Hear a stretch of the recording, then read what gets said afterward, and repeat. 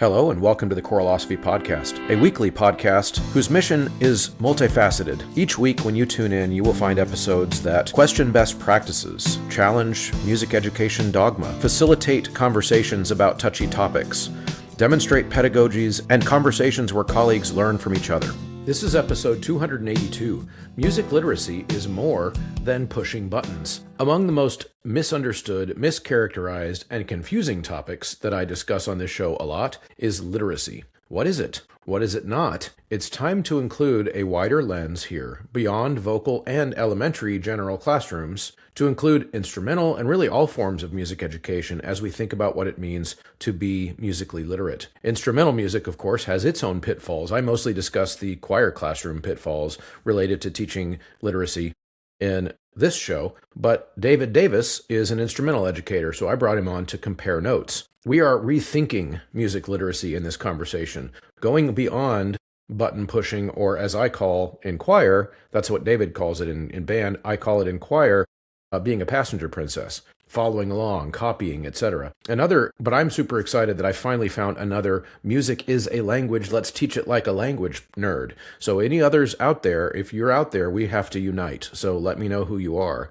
In this episode, we explore the core difference between technical skills and true music literacy. David's going to give us I think, a really solid definition of that later in the show, emphasizing how a holistic approach can transform music education. David Davis is an instrumental and elementary music educator who is trying to pivot from traditional practices that he learned, just like I'm doing. I'm trying to teach differently than I was taught. He's going to share insightful ideas on how to cultivate musicianship that is rooted in understanding the musical language that we are hearing, improvisation, and again, connection to language. Some of the key points are that technical proficiency on your instrument or with the voice is not the same as being literate. You can be very good at pushing the buttons. You can be very good at making a pretty noise with your mouth. It does not necessarily mean you are literate. This episode invites educators to critically examine how we teach and how we interpret concepts related to literacy. We're going to move beyond mere button pushing and passenger princessing to cultivate language fluency in music. So join us, stick around all the way to the end, and have your teaching practices possibly criticized. That's okay. Have your ideas stimulated, challenged. Head over to Choralosophy's Facebook page and you can tell us how dumb we are, or you can ask us questions, which is even better. We can continue the conversation there, or you can subscribe for free over at Substack, choralosophy.substack.com, and leave comments on blogs and other pieces there. Your music program or event deserves a platform that does it all, without the extra costs. With Ludus, you get seamless ticketing, built-in marketing, powerful fundraising, and volunteer management, where volunteers can sign up, schedule shifts, and track hours with ease. Need to sell merchandise and concessions in person? Ludus Retail lets you log sales by each group, track inventory, keep everything organized, hosting music lessons or theater camps. They have a classes feature, which makes registration and student tracking effortless. And it's free for your organization. Thousands of programs already trust Ludus because they help you focus on what matters most, the performance. If you haven't already, I really think it's time for you to ditch the bulky sight reading books, the paper, all of the things that are already in the kids' folders in your classroom because it's not customizable to what they need in the moment. Sight Reading Factory allows this and so much more, including auto-assessment for at-home assignments, no more grading them individually. They can be graded in the moment. So use the Choralosophy checkout code, Choralosophy. When you check out, it'll give you a 10% discount every time you get a membership for yourself and for all of your students, which is really, really important so they can do this at home. Big shout out goes to the producers and Inner Circle over at the Patreon page. These are folks that are really dedicated to keeping the lights on here at this show. Venture Studios, Chandler Smith, Brian Long, Michael Herron, Kyle Peterson, Steve and Kathy Kakachik, David Kowalczyk, Max Jackson, Angie Schilling, Rebecca Chalk, RJ McCracken, Michael Shimp, and Kyle Siddons. All right, everybody, I'm here with David Davis. David is an instrumental educator from that side, from the dark side, so to speak, of music education. And we're going to be talking to him and comparing notes a little bit about what it means to be a truly holistically literate music student, and not just, as he says, on the band side being a button pusher, and as I say on the choir side, being a follower or passenger princess while reading.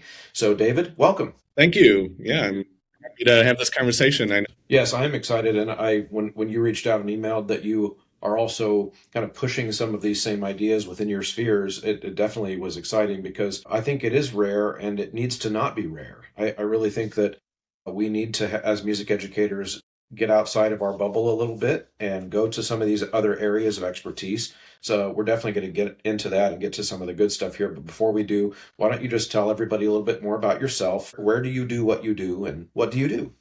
Yeah, so like you said, I'm an instrumental teacher. I grew up in the traditional band world. I'm also a general music teacher, so I teach K through 5 currently, but I've taught elementary through high school. I'm also a letters trained teacher. And for your listeners that might not know what that acronym stands for, it stands for Language Essentials for Teachers of Reading and Spelling. So a lot of my classroom colleagues have had to take this letters training so that they know the science of reading as they're teaching English or Spanish. I work in a Spanish immersion school. And I volunteered to take it because I was really curious about the neuroscience of reading and how it might relate to music. And sure enough, the more I learned in that class, the more similarities I saw between verbal languages and learning music. So by no means am I an expert on the science of reading. I definitely did not grow up in that tradition, but I'm very curious about the neuroscience and how we could better help students by knowing what the research says. So I guess in a nutshell, I'm an educator that's all about growth for myself and my students. And I'm very focused on like systemic change and innovation in our field. I think I've heard you say before, it sometimes feels like we're really behind in our field when it comes to the research and adapting. And we tend to kind of hold on to outdated traditions in our field, I feel like. So I'm also on the NAFME Council for Innovation.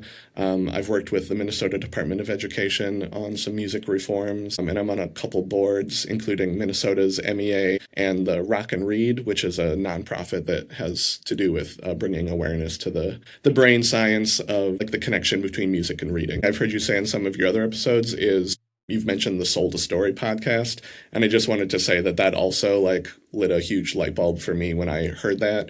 Because I feel like all the issues they talk about in that podcast are almost identical to some of the issues I see in our music field. I'm so glad you said that, because I listened to that whole podcast basically just like talking out loud in my car in response, because they are the same issues. And if you're thinking about this question of how do we teach students to be literate in music, the same roadblock, so to speak, that our colleagues in other language areas of the school were going up against, that Emily Hanford did such a great job in that podcast of outlining those roadblocks and where they're coming from and why.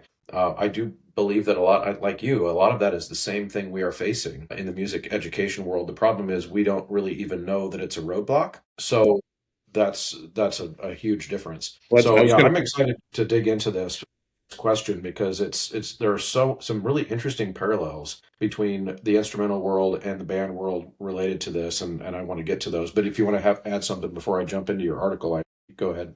Yeah, I was just going to say, speaking of Soul to Story, it also feels like we have even bigger roadblocks than what they're talking about with verbal languages, in that our society seems to really care about kids learning verbal language correctly, but I don't think we're yet there. In the music world, like I feel like in general, our society is still okay with just the performance side of music, regardless of the means of how we get there. So I don't think we're yet at a point where many people care about music literacy. So that also feels like a bigger hurdle of like, okay, like the verbal language world is at least like talking about this and like, hey, maybe we should make some changes. And in the music world, I feel like we're not, like you said, we're not aware, we're not really talking about it. And I don't know how many people see the need for it yet. Yeah, no, absolutely. Now, one of the things that I did in preparation of for this conversation is I read an article that you sent me, written by you. It was for the Yamaha music company's blog.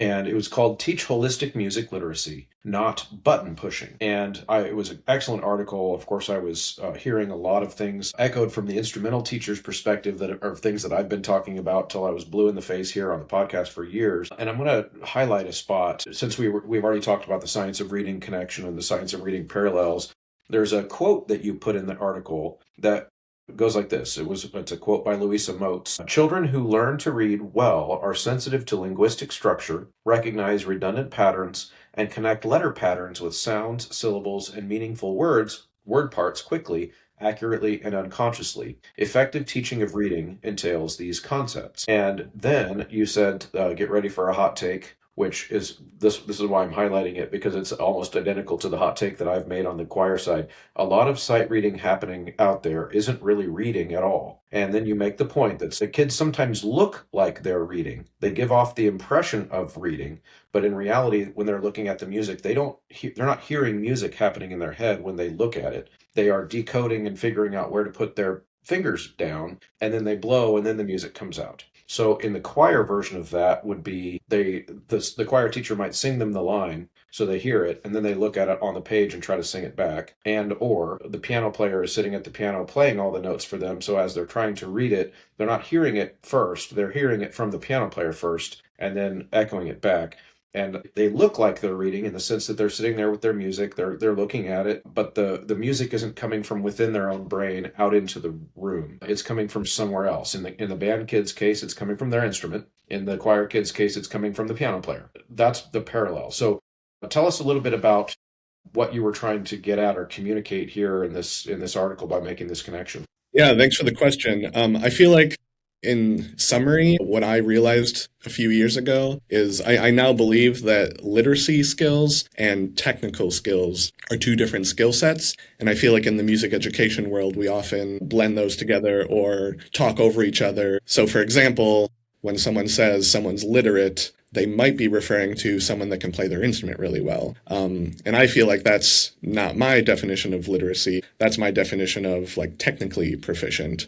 And I found, as I've talked with especially instrumental teachers around these concepts, a lot of miscommunication, lots of misunderstanding. But I find that when I can find an analogy to the verbal language world, that sometimes gets people to be like, okay, now I see what you're saying. So I'll just offer an analogy that I found really useful when I was learning about this. I call it the typewriter analogy. So imagine if I had a typewriter in Russian, and I don't really know the Cyrillic alphabet, but I know that there's like P's with 2 slashes and upside down eyes and all these symbols that I don't know what they represent. And theoretically, if you put a children's book in Russian in front of me and ask me to just copy what I see, at first I would hunt and peck, but eventually I'd get pretty good at finding those symbols. And after doing that for 12 or so years, I could probably take Russian novels and type with pretty fast words per minute in Russian. Right.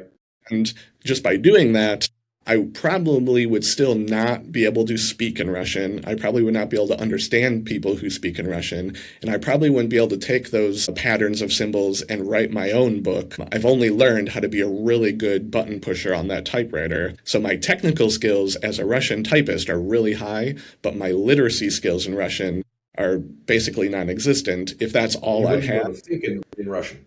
Correct, yeah. Hear it. Right. And that's also what I've learned from my letters training. When I talk with Spanish immersion teachers in my school, even speech pathologists, there's a difference between literacy and comprehension and fluency and technical skills. So that's what I was trying to get at in my article. Right. And I think for anybody, I don't want to assume that anyone listening knows the kind of Edwin Gordon type terms like audiation. I think most people do if they listen to this show, because I talk about it a lot, but just for somebody who's tuning in, just the idea that we can hear music happening in our head, but not only can we hear it happening in our head, we can identify it and talk about it and tell somebody what we heard. We can, and then we can reproduce it also, because we see it on a page and we can hear it in our head and we can reproduce it all these different ways, kind of coming in and out every direction, every hole, so to speak, in our mind. So, for example, if I can hear, not only can I hear that little tune, I can also hear, oh, that's an outline of a major chord, or something like that. And do our students have that ability to have a conversation that is evidence that they are thinking in music? Does that make sense? Yeah. And again, I think what's the analogy to the verbal world? So let's take this Spanish immersion school I work at. So K through 5, they have 6 years of Spanish immersion. And by the end of 5th grade, if they were taught well, most students at my school can speak Spanish, can read Spanish, can understand when Spanish is spoken to them, and probably even start to write their own things in Spanish. And that's because they've been immersed in like a sound before sight. It's everywhere. All their teachers are speaking it to them. They're expected to speak it back. And that seems very foreign to how I was taught as a saxophone kid growing up. My entire education from what I remember was just put sheet music in front of me and learn what buttons different symbols represent. So that's why I call that button pushing in my article, because I didn't actually learn how to speak music, which is improvising. I didn't actually learn how to write my own music, composing, and I definitely didn't learn how to audiate, which is like understanding and hearing the music in my head. In the same way that when I read a book in English, I can like hear the English words in my head and comprehend what I'm saying. But in music, like even as an adult, I still can't usually need to like play it on a piano or something and be like, oh, that's what it sounds like. So I feel like I'm still not really musically fluent because I didn't have that training as a child. And I feel like it gets harder to learn that as you get older. Not impossible, but harder. For sure. Not impossible, but harder is right, I think. It's to continue the language immersion analogy. I think it's probably being at a Spanish immersion school, you would know this very intimately.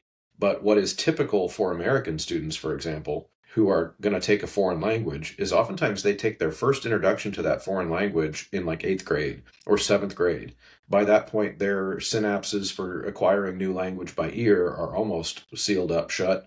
And what is notoriously bad, so to speak, about the American attempt to teach kids these other languages is that they almost never become fluent in them, number one.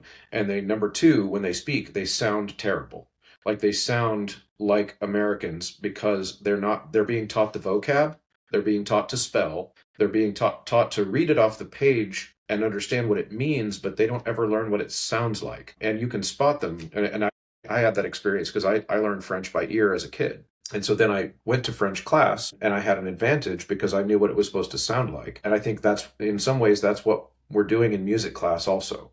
We're teaching them the functionality of the music instrument and the voice and how to make the song happen, but not how to speak the language. Yeah, and something I see a lot in the music education field that also I heard in my letters training is this mistaken belief that learning a language is a visual memory process. Then we just see symbols and we just kind of memorize. And that's how I was taught Spanish, of like, just memorize these words and then you'll be able to use them. But the more research I read, the more I'm learning that it's actually a sound-based approach. Like, that's why Spanish immersion, that sound before sight, start as young as you can, because that's how our brain just works on an auditory level before the symbols even start to make sense. Mm-hmm. Yeah, no, you're exactly right. Now, another thing in your article that I found interesting, and I mentioned it at the beginning, but I want to dive into it, click and zoom in a little bit on this term that you're using called button pushers. And we've talked about it a little bit, but say more about why you chose that word because I don't take it as a mean-spirited criticism, but it is definitely a criticism of the band world, where you do see a lot of kids being taught to be button pushers. I call them passenger princesses. But what do you mean by button pushers, and how do you think it happens, and why do you think it happens? In other words, steelman your colleagues a little bit, and why is that so common? Well, I think it's common because the system is built to reinforce the system, and it's really hard to innovate and do things differently than how we've done it for decades. And the system is currently set up to prioritize polished performance above almost anything else. So I'll go back to my typewriter analogy. If we were in a world where people only cared how fast I could type in Russian, then being trained to get as highest words per minute on my Russian typewriter as I can would be what teachers would train kids to do. What I realized is I don't think that's actually what I want my band and orchestra kids to be learning from me, is just how to play their instruments fast with the right notes. I think I actually want them to be thinking in music as a language, like they can improvise without sheet music. They could hear music in their head. They would be able to identify major and minor just like in a split second, which is kind of even hard for me to do sometimes. In the same way that I'm improvising English right now with it's not that hard to improvise English when I've been practicing my whole life improvising English. I can write English pretty good. I can understand English when people speak. So if it's possible for people to do that in English, I believe it's possible to do that in music. I think we sometimes call people that are literate in music prodigies, and I'm skeptical that that's the case. It'd be like my fifth graders who graduate fifth grade and are pretty fluent in Spanish. It'd be kind of silly to call them prodigies in Spanish. I think they just had a good Spanish education and they're fluent and literate in Spanish. And I believe that's possible in music if we were to teach music literacy and not just technical skills. I think the technical skills are a means It's like, okay, here's another analogy. If I was giving a speech, the most effective speeches are the ones that are really polished and charismatic, and those are technical skills. But that's different than literacy skills. I can be literate in English and not great at speech giving, and vice versa. I could be really good at giving a speech that I memorized by rote, and that's not the same as actually being literate in the language that I just gave that speech in. I think there are two different skill sets: technical skills and literacy skills. And especially in the instrumental world, I feel like we don't differentiate those two skills. Yeah. Yeah. Now, it's an interesting thing, too, to compare across, because one of the things that I notice for vocal music students is, and this is where some of the main differences occur, is a singer cannot produce a pitch unless they are echoing it back or they hear it in their head first. Those are really the only two choices. And then, of course, when you're echoing it back, you hear it in your head because it's fresh. You just heard it, and you can echo it back in the same way that if I was speaking to a Russian speaker, for example, and they said a phrase to me, I could try to mimic the sound back. But but 20 minutes later, I probably couldn't, because I would have forgotten it, because I don't speak Russian. It would have had no context to me. So choir students frequently learn their part, and this is actually one of the most common things I hear and see on frustrated teachers' Facebook pages, where everybody's talking about, how do I get my kids to not keep just singing the part that is someone else's part. Well, and I'm like, well, because they're echoing back what their method of learning is. They're echoing back what they hear. And then as soon as other people start singing, then what they hear is the other people. And so they're going to sing the other person's part, because that's how you taught them to do it. And you didn't know that you did that. And so, but whereas say a piano student, they can play a G whether they know what a G sounds like or not. Right. My son on his clarinet can play an F whether he knows what an F sounds like or not. Ensemble trips can be more than just a performance.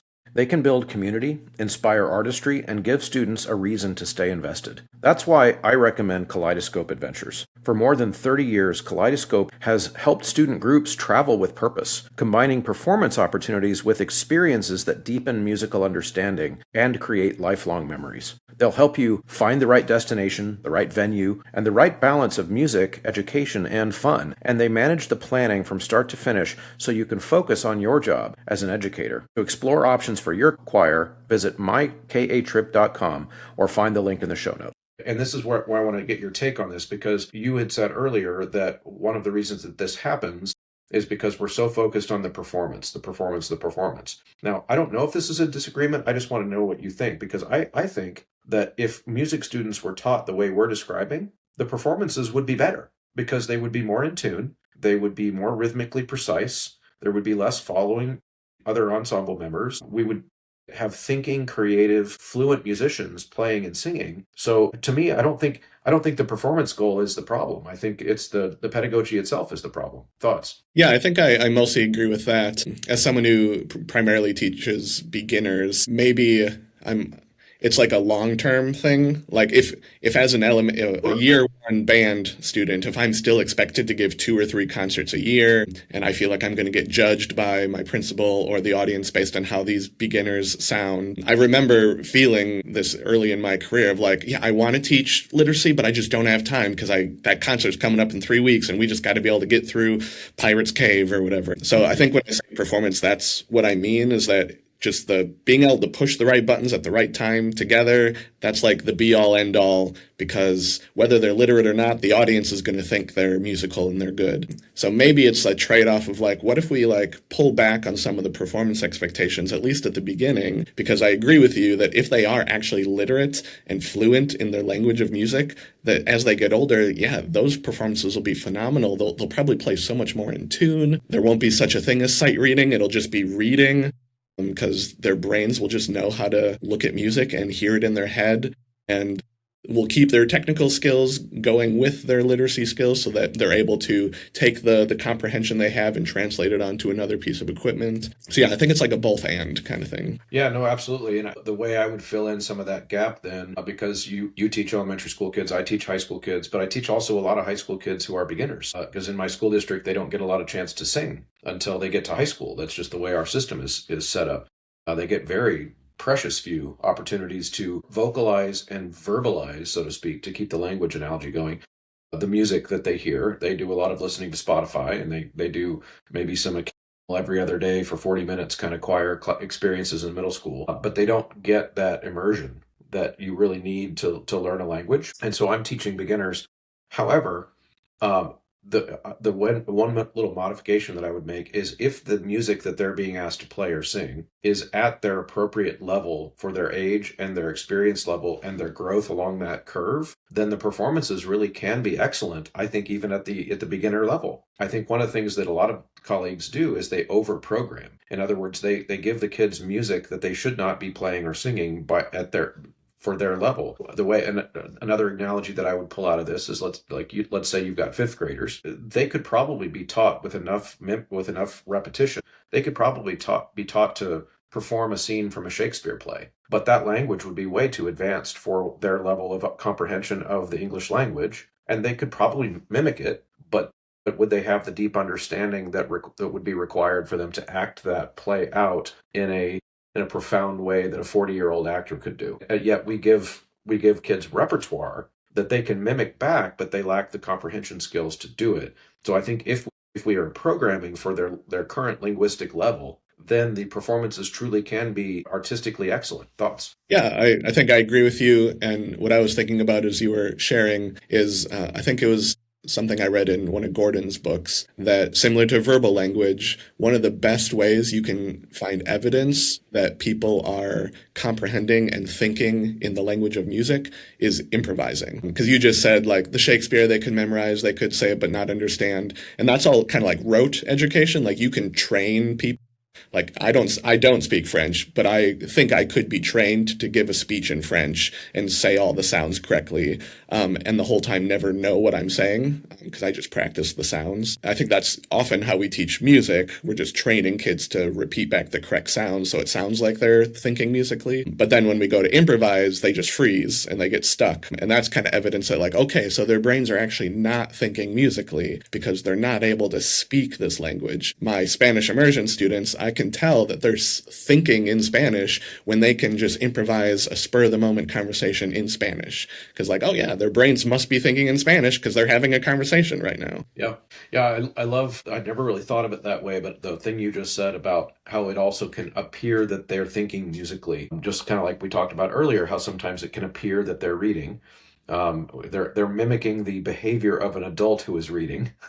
But in the case of musical expression, a lot of times they are just echoing our musical thoughts. As the teacher, as the conductor, we are giving them the thoughts to think, and then they are expressing them back because we've given them all the phrase shape, all of the dynamics, all of the nuances of everything, and they're responding back rather than demonstrating understanding of how those bits and pieces of the music should be put together. Is that kind of what you're getting at? Yeah, and I just want to emphasize this is, again, my thinking that literacy skills and technical skills are two different skill sets. When students play really technically good, like I can play really technically good on a saxophone, that is not the same thing as comprehending and thinking in the musical language. I personally really, really struggle with improvising because my brain is so trained to, like, I look at a letter and it might be an A7 chord and my brain just goes, play A. But, like, that's not what improvising is, right? Like, I shouldn't even need a chord symbol. I should just be able to hear what key we're in, and then hear when that shifts to a new key or a dominant key or a like, that's what, like, I'm pretty sure professional improvisers, they don't need any sheet music because their brain and ears are just hearing everything in real time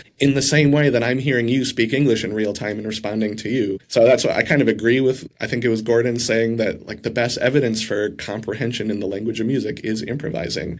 And it's so strange that, like, I didn't even get taught any improvisation until high school. And even in high school, it was still put the sheet music in front and read the chord. So we're so focused on sheet music in the instrumental world, especially. And I feel like, what if we just focused on oral skills more? I think that would really help our students in our field become more literate in our language. Yeah.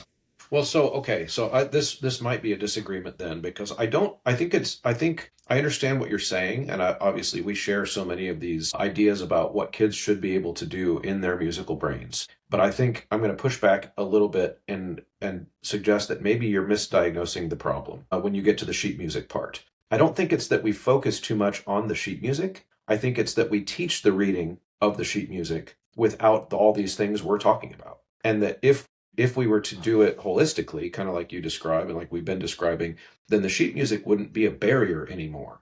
It would serve the function that it does when we are speaking English and writing and reading and communicating in English. It would be one of the many ways that we express our language. And right now, I don't think it's that we are focusing on the sheet music that's the problem. I think it's how we're teaching the sheet music to be just another source for them to mimic back without thinking. Thoughts about that?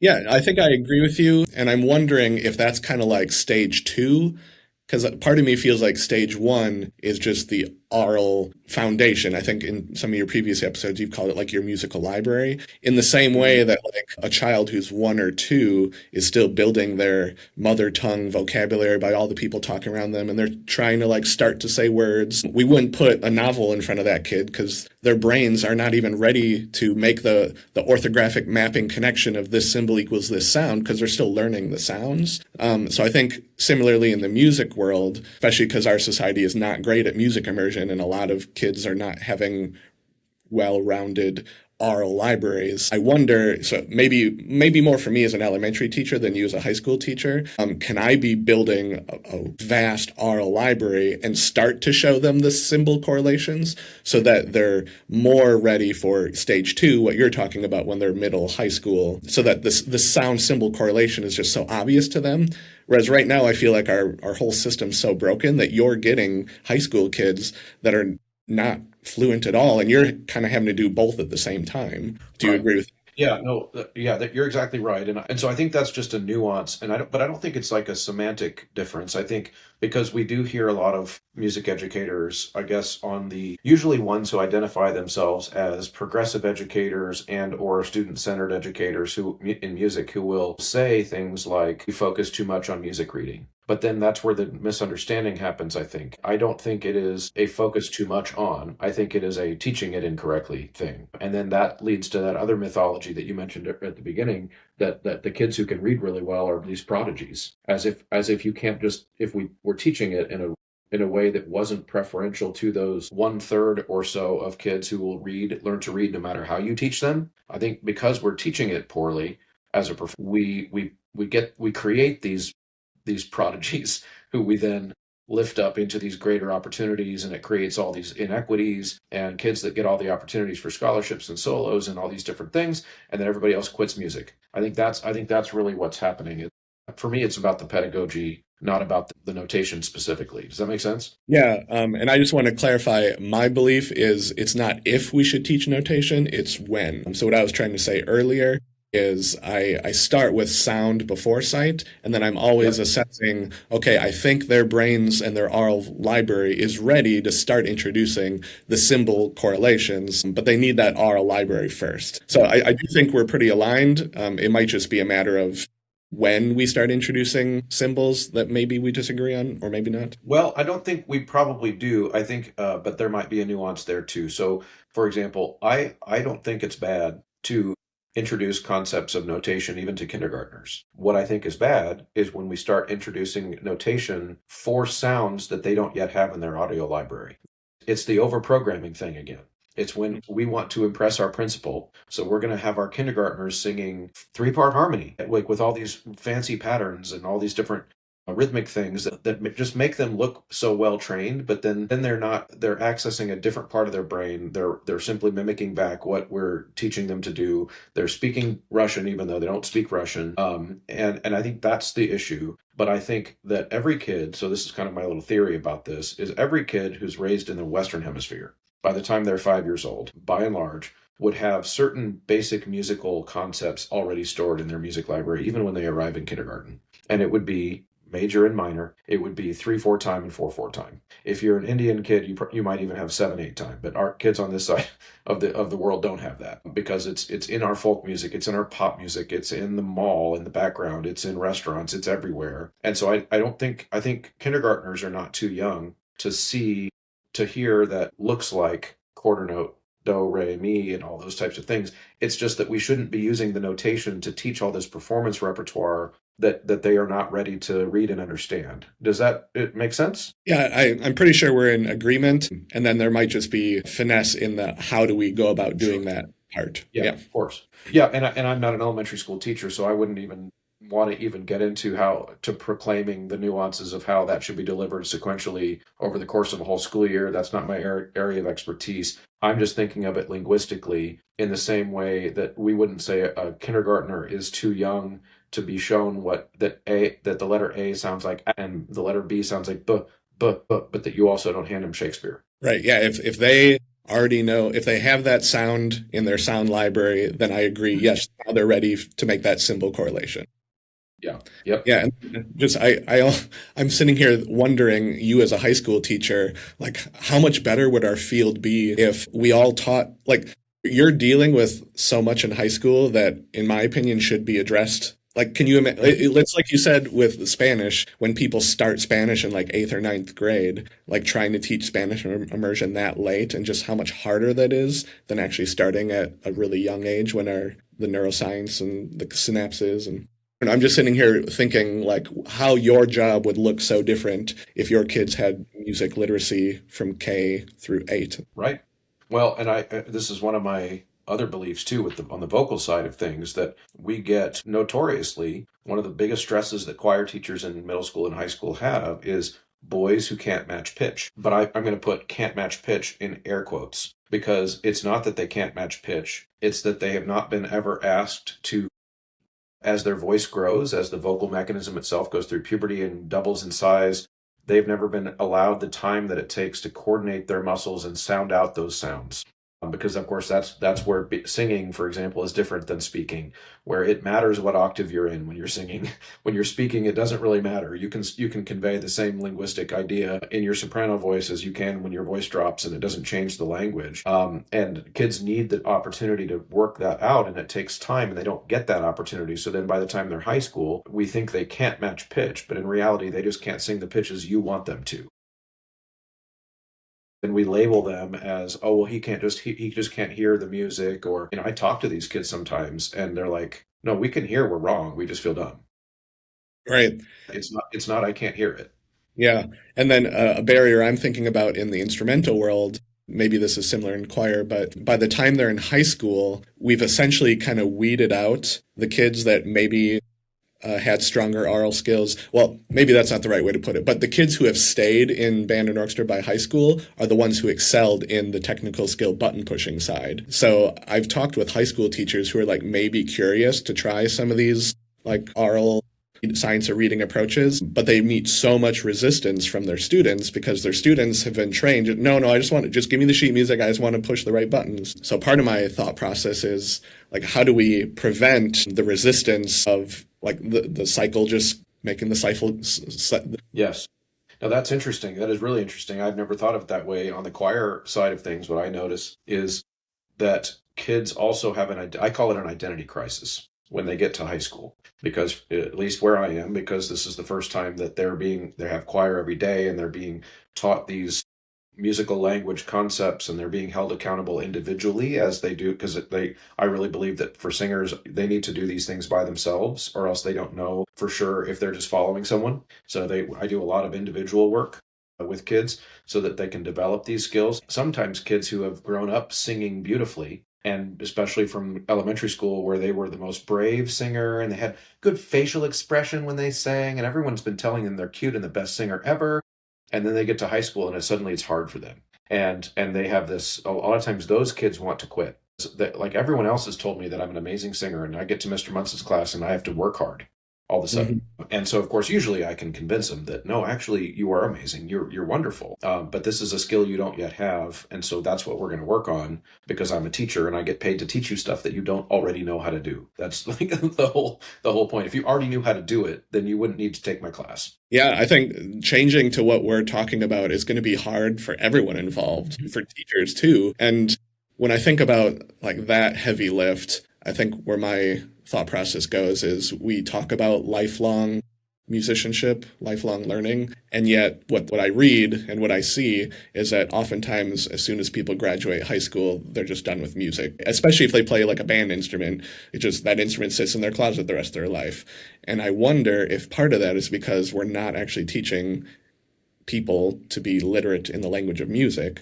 And if we were indeed doing that, it maybe would be a lot easier for people to use their musical skills to just jam with friends or play at a cafe or write their own songs when they're feeling down. If all we're doing, especially as like band and orchestra teachers, is teaching button pushing, then yeah, as soon as they're not in a class that requires them to push buttons really fast, they probably feel like, well, I can't really do this anymore. Yeah. No, I think you're exactly right. Okay, I want to do something else out of your article here, which will bring us to a conversation I think that is also very important. We've been using the word literacy a lot, but I think we should try to define it. And you've got a portion in your article where you provide a definition. It says, what then is holistic music literacy in your definition? And then you make the comparison, as we've been doing a lot so far in our conversation, to other written languages. But I don't want to spoil it. So why don't you tell folks, if you remember it, how did you define holistic music literacy in your article? Yeah, and I appreciate that question because, like I said earlier, I feel like there's a lot of assumptions of what people mean when they say music literacy, miscommunication because of that, misunderstanding because of that. So I've learned in these conversations how important it is to define, hey, when I'm saying music literacy, this is what I mean. And what I've landed on right now is, again, an analogy to verbal languages. If we say someone is fluent in Spanish, we probably mean they can understand Spanish when it's spoken to them, they can speak it back, they can read in Spanish, and they can write in Spanish. So that's 4 areas that you need to say that person is literate and fluent in Spanish. I feel like if we agree in verbal languages that you need all 4, we should maybe also say the same thing for music. It's not just reading sheet music. That would only be 1 out of 4. And I would argue most people aren't even really reading with comprehension when they do that. That's my button pushing argument. Right. But to be fluent, it's not just reading, it's also speaking music, which is improvising, writing music, which is composing, and understanding music when it's spoken to you, which is audiating. So that's my current belief I'm functioning under, that we need all 4, and I'm trying my best to help my elementary students develop in all 4 areas, which might mean pulling back on a couple of the traditional performance expectations so that I have more time in my curriculum to work on the other ones. And my administrators in my current district are pretty supportive of that because our standards talk about all 4. It's not just perform. Right. Yeah. Now, I think one of the areas that gets sticky for some people in this conversation is just the etymological concept around the word literacy. Because earlier you kind of intuitively used literate and fluent, literacy and fluency of the language. And I actually think those 2 words are important and shouldn't just be glossed over, because literally, literacy means read and write. It really only means those 2 things. And of course, the reason that word got invented in the first place was because all human spoken languages started as just oral. Writing came after speech. Everybody was speaking and fluently in their language, say, 50,000 years ago, before the writing that we now think of would exist today. And the reading and writing part got added as a technology later. And so the reason I like your term holistic music literacy is that the use of that word holistic, I think, brings in to the conversation the fluency and the literacy. But I do think it's important that educators understand that there is 2 different words and they mean 2 different things. So for example, if we're thinking about and this is the response I get a lot online when people criticize me for my advocacy of literacy, is, so are you saying somebody who is a great jazz player but doesn't read is not literate? And I would say, yes, they're not literate. But to me, that's not a bad thing. Like that's not a value judgment thing. So for example, they are speaking fluently in the language of music. They just haven't learned to read it and write it on a piece of paper. That's fine because they don't want to. But I'm a music teacher, and I'm going to try to teach the holistic language. I'm not making a value judgment to the club musician who didn't learn it. Does that make sense? Yeah, and I think that's a prime example of the miscommunication. Like probably Yes. Whoever you're talking with online had a different definition of literacy than the one you just described. I know in the band and orchestra world, the definition I hear the most is being able to read sheet music. That's what's literacy. So the more accurate you can play sheet music on your instrument, that's evidence of how literate you are. And I would argue that's actually just technical skills. That's not even literacy. Right, because there is no requirement, as we were talking before, that you are hearing that music in your head. Right, I'm just That a is really not- good pusher. Yeah, that's my whole article. Like just because I can push the correct buttons really accurately and really fast That's a different skill set than is my brain actually thinking in the musical language, which I Right. personally struggle with because my whole band upbringing was all based on button pushing. I can Yeah. quote unquote sight read. You put saxophone music in front of me, I can probably play it pretty accurately my first try. But you ask me to improvise and I freeze up, or you ask me to sight transpose, like, oh, this is in the key of G, but can you just play it in the key of C sharp? Like, I know musicians who are like, oh, no problem, because their brain is like looking at those patterns and comprehending like the patterns and the musicality of it. So just putting in another key isn't that big of an issue. That's like someone translating English to Spanish. Like, if you're fluent in both, like, oh yeah, I can translate. Right. Now, so this is a critical distinction, though, between these fixed pitch, I call them fixed pitch instruments, the ones where if you do the technical skills right, the note will be right, and singing. Because if I give a singer sheet music and no auditory support, like singing along, playing along, and they can read it accurately, that is evidence that they can hear it in their head. Because the way that, and that's where singing is a little bit, go back to Kodai, singing is a little bit different, and why he believed that it should be the foundation of all music education, because it has that's where it's the most neurologically close to reading and writing and speaking a language, is that if I can hear the sound in my head, I can verbalize it, is evidence that I'm hearing it correctly in my head. And I think that's where some of these things are a little bit different. And because I teach only a cappella, my pedagogy is based on this idea that if you can't hear it in your head, you can't sing it, so we're not going to get very far. Yeah. And so I'm forced to do these things. And I would hope that we have a good number of instrumental teachers listening to this, because I'm sitting here hearing that and saying, wow, how much better of an instrumental teacher could I be if I knew what you knew and your approaches with singing. And I've started having my band and orchestra students sing before we play on instruments, but I'm kind of like figuring it out as I go, because again, I wasn't trained that way. I kind of understand the research behind it, but like, I'm just going to wing it. So if I had like your choir, like, okay, let me step back a bit, because what I'm essentially saying is I feel like it's so detrimental how siloed we are in our field, that we have the choir people, we have the band people, the general people, and we rarely talk together. And if we weren't so siloed and the choir people and the instrumental people like really collaborated, man, what we could do would be amazing. You're exactly right. And I think it's tragic that there are band and orchestra kids being raised all the way through graduation of high school, having played their instruments for 5, 6, 7 years, whatever, and that will still say, well, I can't sing, because that means that they have never been asked to prove that they know the notes in their head. And that means they're missing out on so much. And I've found that oftentimes those students that are technically good on their instrument but struggle with singing or audition tend to play really out of tune a lot. They really struggle with intonation. Yeah. Because they don't know if it's right or wrong. Right. Yeah. And that's how I was trained. Like, no, when I do this combination of buttons, it's right. I did not understand intonation until freshman year of college, when my saxophone professor like forced me to like, no, you need to learn what intonation is like. And the first time I heard the beating waves in my ear, I like was like, I hear that. I never heard that before. Like, oh, that's what tuning is. Well, because kids have to be taught to listen. Right. That's a skill also. That's its own part of the process, that if they're not taught how to do it, then they're not going to focus in on it. It's like peripheral vision. You can see what's off to the side, but if you don't turn your head and focus on it, then you're not going to know many details, and our hearing works the same way. Right. Yeah. To any listeners who are beginning instrumental teachers, they're probably very familiar with let's say Mary Had a Little Lamb, where the kids play an F natural instead of an F sharp, and they don't notice it at all. They think they played it totally correctly. And that's prime evidence that they're not thinking and hearing music as a language. They're just being a button pusher, because they didn't even hear that they played the wrong note. Yeah.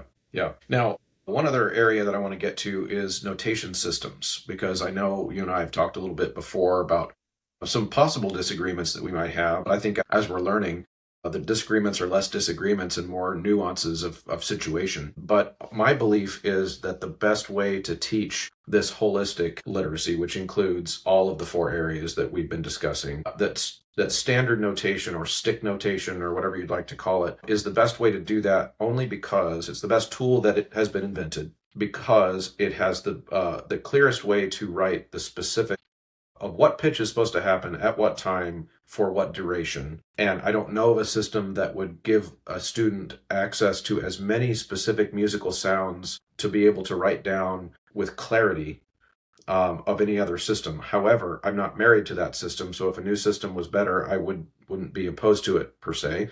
And I also wouldn't be opposed to other musicians in other scenarios that are trying to learn other things, learning to read other forms of notation that are good for their scenario.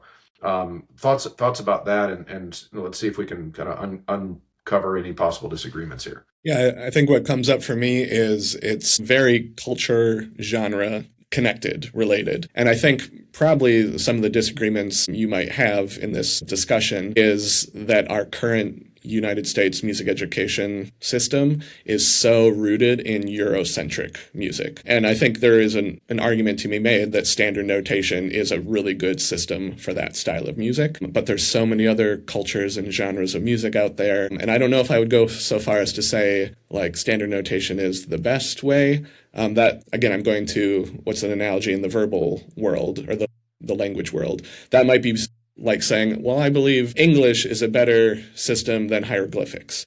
And as a native English speaker, you might, well, obviously English, like it makes so much sense, but there's still validity to hieroglyphics, like the people that invented that and that can read that and decipher that. There's brilliance and knowledge behind that too. So in the musical world, someone who maybe doesn't know how to read standard notation, but is super quick at reading chord charts, chord symbols. That's something that I kind of struggle with. And like, sometimes I wish I really could read chord charts a lot quicker. So yeah, I think what I'm trying to say is different genres, different cultures. I don't know if I would go so far as to say there's one best way. Yeah. So when I say best way, I think what I really mean is the most thorough system. I think, and part of this might be my perspective as a choral musician, because only in standard notation could you get pretty darn close to recording down the music of almost every culture on the planet. You would have limitations, of course, when it comes to microtones.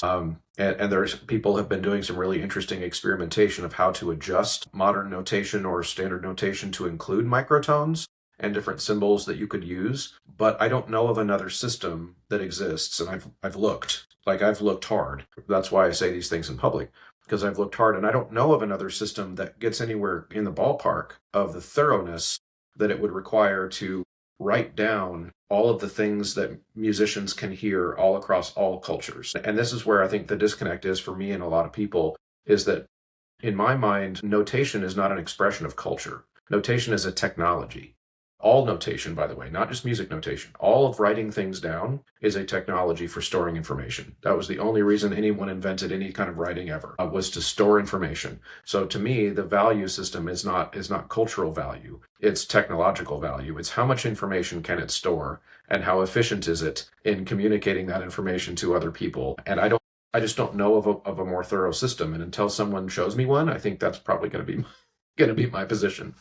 Yeah, well, so I think I understand what you're saying.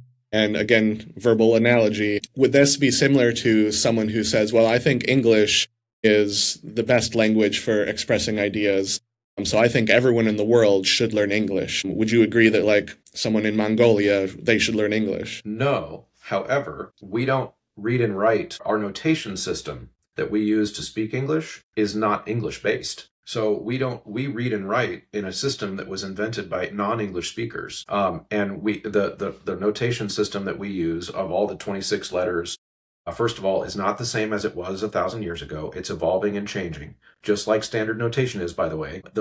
As new sounds are being invented and discovered and spoken by humans, the letter shapes have changed over time to try to represent those sounds. And even now to this day, those same letters are being used to represent sounds in many more languages other than English. And because they are transferable, because they're more efficient. So for example, even on the Asian continent, you will see people trying to use the Latin, I would say Latin root, not English root, letter symbols to phonetically spell out Chinese words, for example. Because they know that they have a lot of people from other places other than China who speak all kinds of languages. What you don't see is trying to have Chinese characters used to spell out things phonetically for other languages, because Chinese characters were not designed to be phonetic. So to me, it's about whether or not the tool fits the purpose. And if that makes sense. Does that make sense? Yeah, I think I agree with that statement. So then I'm trying to think of a musical example. One of the caveats you said earlier was like, it's your choir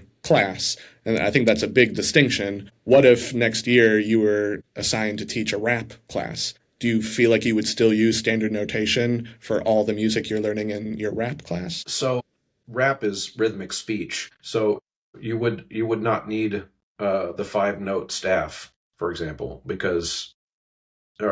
5 lines and 4 spaces staff, because the pitch specificity of a rap song, it does not require that tool. However, if my administrators were to come and ask me to teach a rap class, then unless I could teach holistic music literacy in that rap class, then I would say no, because I see that as my role. I actually would also then say I'm not qualified to teach a rap class.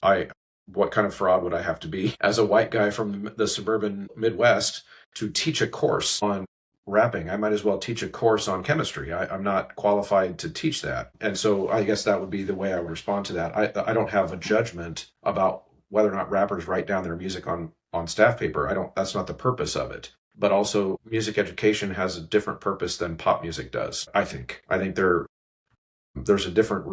Commercial music is a marketplace. A music classroom should not be not be a. Yeah, a lot of thoughts. I feel like one thing that came up for me was a lot of what you're saying just seems rooted in the system of, well, this is what music education is. And you just said, well, I haven't been trained to teach rap. Like, I'm not qualified. Neither am I. And I feel like that's a commentary on our system. Like, hip hop and rap is one of the biggest genres of music out there, and how can we be degreed in music education and know barely anything in that genre? I actually had the realization a couple years ago that a lot of the genres invented on our continent are not really centered in our education field. We're mostly centered on Western Eurocentric music. So Appalachian folk music, jazz music is usually not during the school day. Usually it's like 0 hour if it's done at all, or extracurricular. Rap and hip hop. Even country music, I don't know many school systems that focus on country music. So there's all these genres that are born of our own culture and our continent that we don't really center. So I think the notation discussion we're having, kind of a deeper level of this conversation, is acknowledging that tradition came from Europe and is used historically for European music. And I think there's a lot of genres and cultures out there where standard notation has not historically been used and is maybe not appropriate for that genre or culture. In the same way that there's verbal languages out there that don't have a written system. I think many of them do, or some of them, they've invented them. But I'm pretty sure there's some native languages, some tribal languages in Brazil and Africa where there is no written system. And then I would modify my holistic literacy argument to say, okay, then reading and writing that language is not part of holistic literacy for that language, because there is no written and reading in that.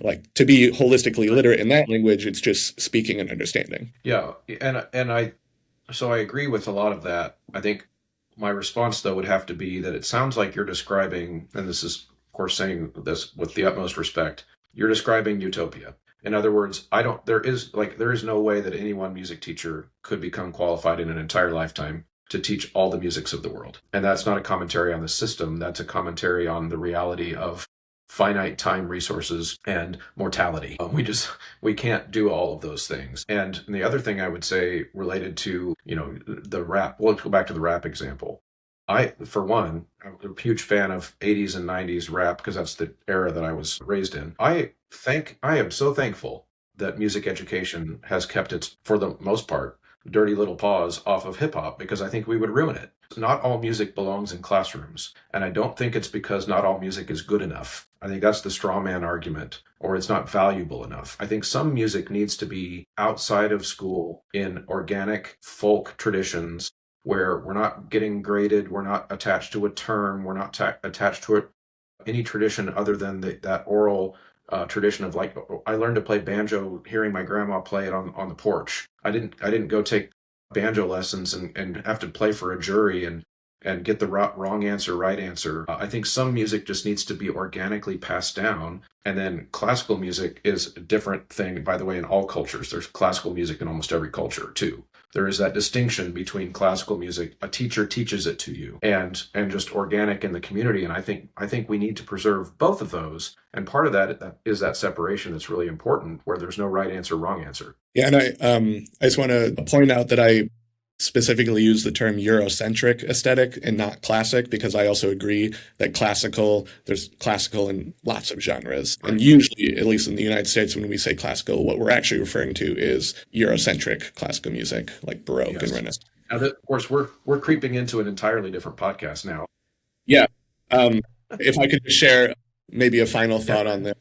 I agree that it's unrealistic to think that an individual music teacher we can't be culturally omnipotent, but I do optimistically believe that our field could evolve where we collaborate together and we bring in more educators who don't look like you and me, because right now there's so many barriers and gatekeeping that keeps people that don't look like you and me out of the system. So I do believe we could evolve our music education field to give students a much more well-rounded cultural music experience. And I also want to push back a little bit on you saying that maybe not all genres belong in classrooms. I think I kind of hear what you're saying, that we don't want to stifle the creativity and the authenticity, which often happens in music education classrooms. But my asterisk to that is I think that often happens because we're functioning under a Western Eurocentric aesthetic, and we take in a genre that's not that, and then we try to make it fit in that genre, and that's what ruins it. So my approach is I try to be as culturally responsive as I can. So I have students bring in the music that they already relate to, and I have them help co-teach with me. And I acknowledge right up front, guys, this is not a genre I know much about.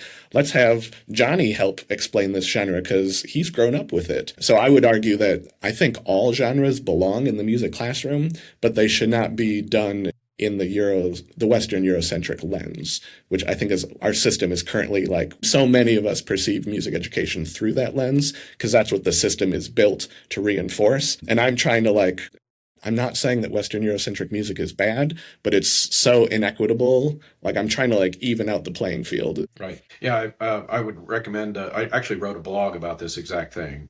You can find it on my Substack of how to think about the distinction between the pop genres and the folk genres and the classical genres, plural, because there are so many, and what roles do they play? You might not agree with all of it, but I think it's a more nuanced take than what we have time for today. Because this has been really fun, David. I appreciate this conversation because it's an important one. And hopefully we can get some people having similar conversations around their water coolers at school and make some changes. Yeah, that'd be great. Awesome. Thank you so much for sticking around to the end of a conversation. If you are still hearing my voice, that means you're one of the MVPs, one of the diehards, one of the real ones, as the kids say. So if you are willing on the way out to check out a few different ways that you can help me continue to make this show high quality. One, use the promo code. That's the biggest one at Sight Reading Factory, at mymusicfolders.com, at mychoirropes.com, at graphitepublishing.com, and endeavormusicpublishing.com. All of those take the Choralosophy checkout code. And of course, now the newest one is 3-Minute Theory. You can get a 15% discount when you enter Choralosophy at checkout there. And of course, going to Apple Podcasts and leaving a positive review is very helpful there, and sharing the episodes to your colleagues in real life and on social media. All of those things are incredibly helpful and allow me to continue to create this resource for you. Thank you so much for tuning in. We'll see you next time.